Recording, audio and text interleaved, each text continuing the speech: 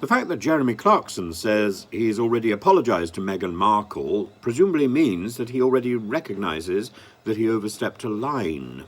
And in the column, he described Meghan Markle in terms rather like being a person in Game of Thrones, being forced to parade naked while being pelted with ordure.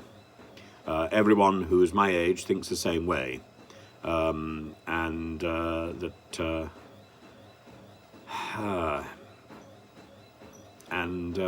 he wants to cry shame. Well, he says that he finished writing this thing and printed it in haste. So that says a great deal about the editorial system in our British press, doesn't it? The next day, he picked up a copy of The Sun and quickly realised that he had completely messed up. You are sweaty and cold at the same time, and your head pounds, and you feel sick, and I couldn't believe what I was reading. Had I really said that? It was horrible. He said that he'd been thinking of the Game of Thrones, so I looked like I was actually calling for revolting violence to rain down on Meghan's head. Yes, indeed, he has. In a recent TV interview, Prince Harry criticised Clarkson as well as the royal family for not commenting on the matter in time. In his statement, Clarkson said that he tried to explain himself, but still there were calls for me to be sacked and charged with a hate crime.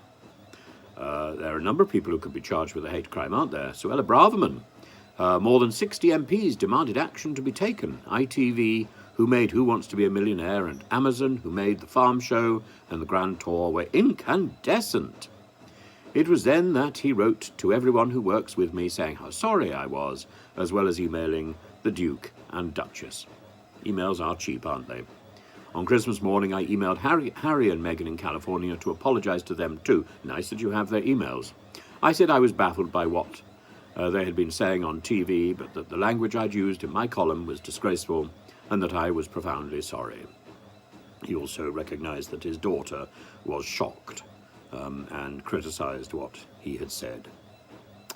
There we are.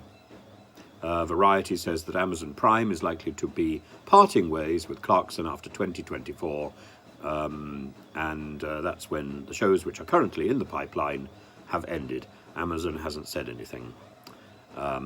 Last month, ITV's media and entertainment boss, Kevin Lygo, described Clarkson's column as awful, but he says there are no plans at the moment to replace him as the host of the game show Who Wants to Be a Millionaire. Well, there we are. I'm not volunteering. I don't think I'd really like to be stepping in the footsteps or stepping into the shoes of Jeremy Clarkson. Who would? Who would?